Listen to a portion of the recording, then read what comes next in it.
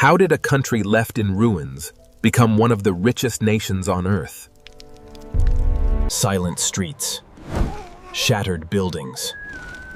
This was Japan, 1945. Yet today, this same nation builds the fastest trains and the smartest machines on the planet. Could a nation recover after losing almost everything? The answer changed the future of the entire world.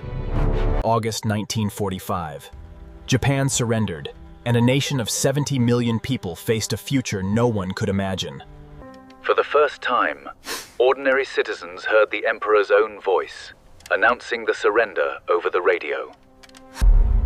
In Hiroshima and Nagasaki, the devastation was unlike anything the world had ever seen.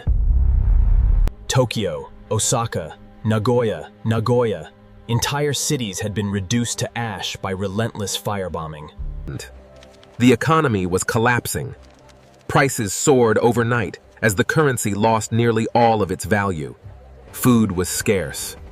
Black markets sprang up in the shadows of every train station, keeping families alive.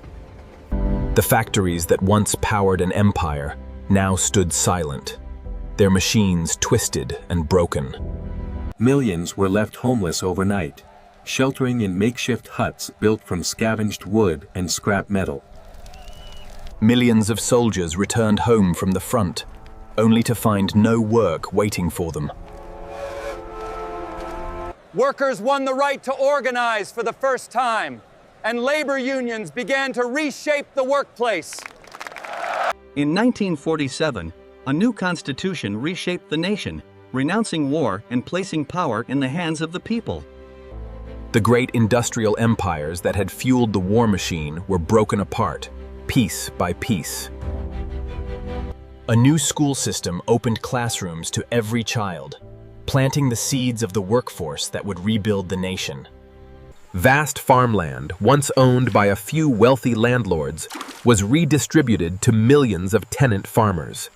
Keep it steady, in time, together, drive 'em home. Watch the rail, good and tight now. Line by line, we're getting there. The heart of industry beats again. Hot metal, new future. The measures will need to be absolute, Mr. Davies. Indeed. Every penny must be accounted for. A fixed exchange rate made Japanese goods irresistibly cheap on the world market. Exports began to move. Then, war broke out in Korea Pol, and American military orders poured into Japanese factories almost overnight. Engineers began sketching a bold idea: a train fast enough to change how an entire country moved. Textile mills, humming day and night, became the nation's first major export success story. A new government ministry began quietly guiding industry forward, steering resources toward the technologies of the future. Shipyards along the coast came roaring back, building vessels that would soon carry Japanese goods to every continent. Coal mines and power plants ramped up production, feeding the energy this growing nation desperately needed. Companies began promising workers a job for life, and in return, asked for unwavering loyalty. In 1951, Japan signed a peace treaty that welcomed it back into the community of nations. 5 years later, Japan took its seat at the United Nations, a full and equal member once again.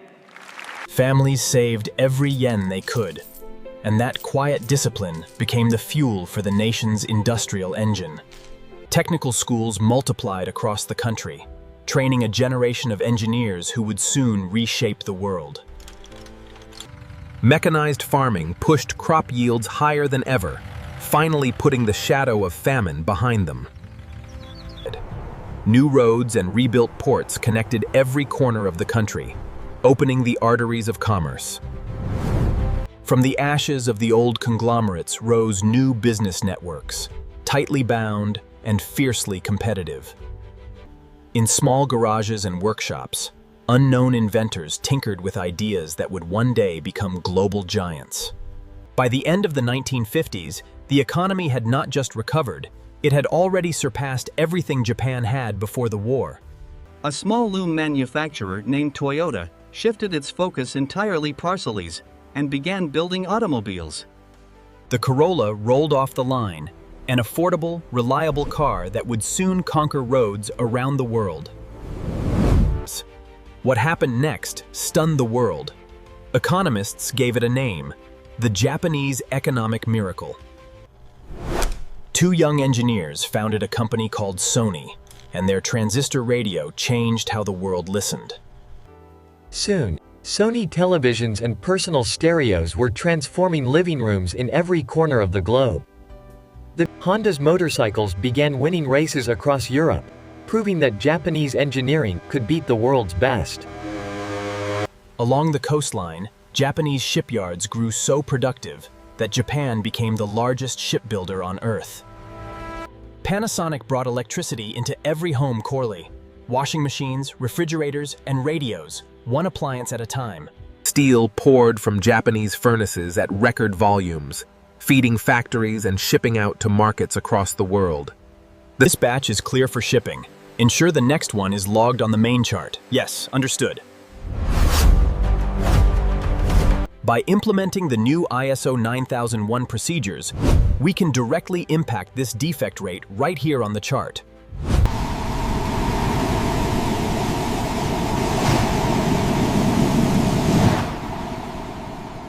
A huge welcome now for the delegation from Canada. What a spectacular night here in Tokyo. In quiet research labs, engineers began experimenting with tiny electronic components that would soon power the future. Cameras built with astonishing precision made brands like Nikon and Canon the choice of photographers worldwide. The old reputation for cheap imitation faded fast. Japanese products became a global symbol of quality. Massive trading houses coordinated it all, moving raw materials in and finished goods out at a scale never seen before. Ships loaded with Japanese exports sailed out by the thousands, and the trade surplus began to grow every single year. By 1968, Japan had done the unthinkable. For comments, it became the second largest economy on the planet. Soon came a new set of treasures: the car, the color television, and the air conditioner. Luxuries turned necessities. A television, a washing machine, a refrigerator. Families called them the three sacred treasures of modern life. Millions left the countryside for the cities, chasing new jobs in the factories and offices of a booming economy. A new dream took hold of ordinary families: their own car, their own home. A life their parents never had. Compact transistor radios put Japanese electronics on the world map. Japan's shipbuilders became the largest and most productive in the world. Steel production surged, fueling a nationwide construction boom. Tokyo was chosen to host the 1964 Olympics, a symbol of the nation's return to the world stage. The Olympic opening ceremony drew the eyes of the entire world to Tokyo. Exports of Japanese goods surged into American and European markets. New expressways rose above the streets, racing to be finished before the games began. A revolutionary new railway was under construction, one built for unheard-of speed. In October 1964, the Shinkansen opened, cutting travel time between cities in half.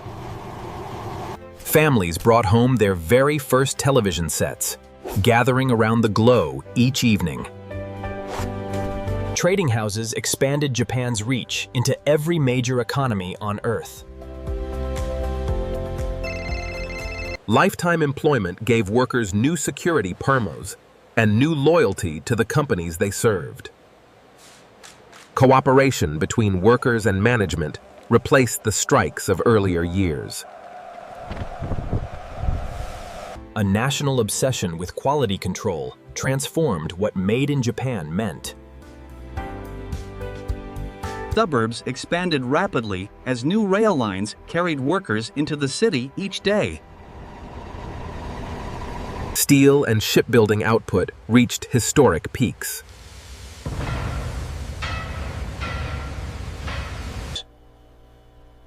Refrigerators and washing machines became everyday necessities almost overnight.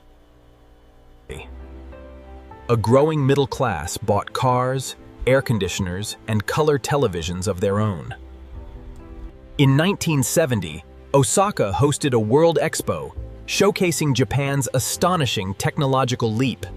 Universities churned out a new generation of engineers and scientists. Networks of suppliers and manufacturers bound the economy tightly together. Banks poured capital into industry, fueling expansion year after year. By 1968, Japan's economy surpassed West Germany's to become the second largest in the world.